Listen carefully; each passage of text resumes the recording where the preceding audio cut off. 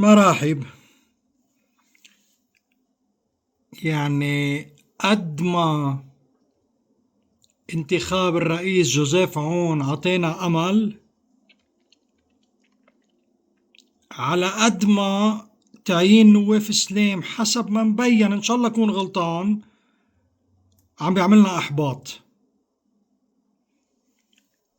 ما رح تزبط بيناتهم.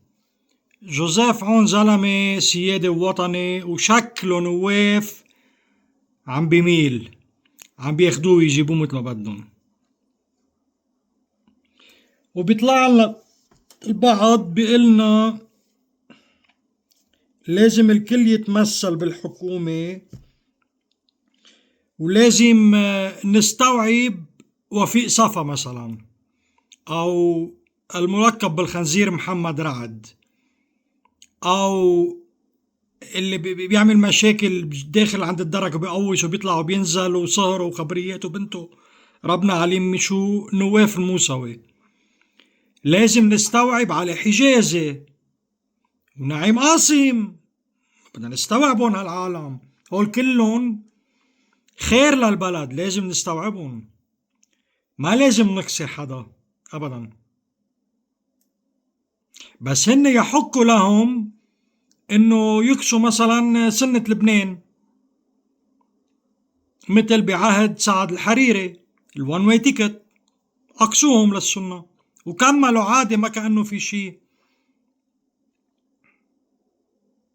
هن بيقصوا القضاة وبيهددون، وفيق صفا بيوقف تحقيق تفجير المرفأ.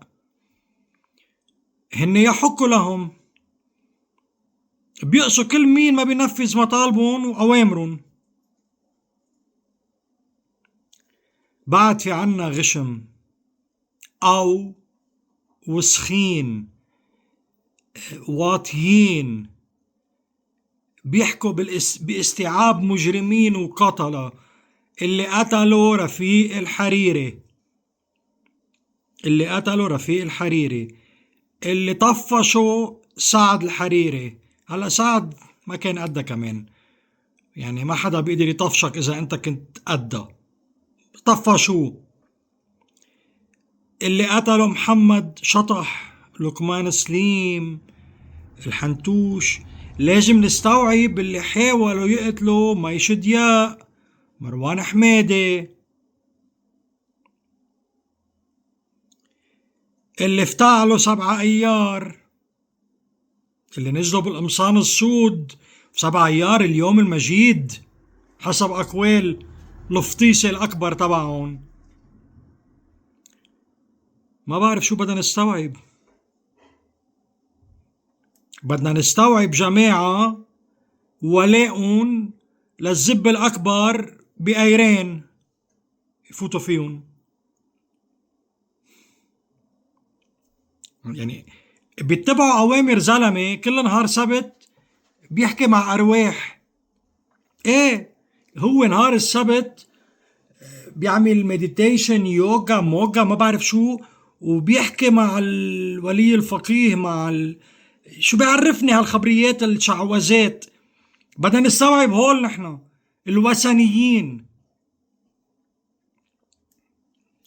لازم نعيش ونستوعب وثنيين، واللي قتلوا أطفال سوريا، واللي ساعدوا المشرم الجزار بشار يضل لفترة 9 سنين 10 سنين زيادة هو عم بكبس العالم بصيدنايا، اللي برقبته ما يتعدى 250 300 ألف مدني.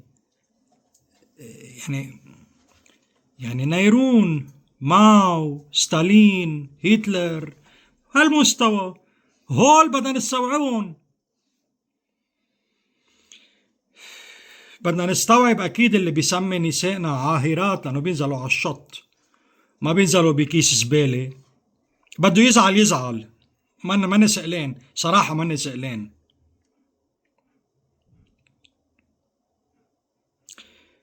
نواف سلام،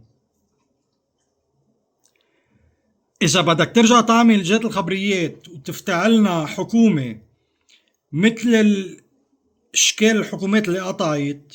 لشو جيت؟ لشو تأملنا فيك؟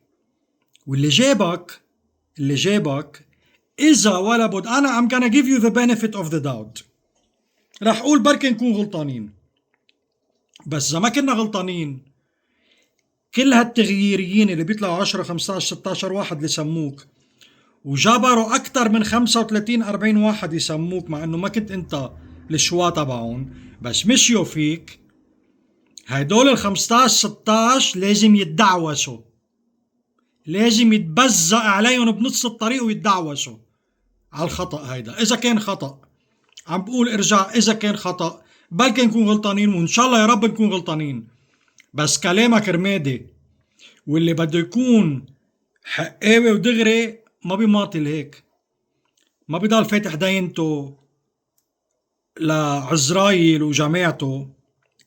حزب الله. شكلنا غلطنا غلطة كبيرة كتير.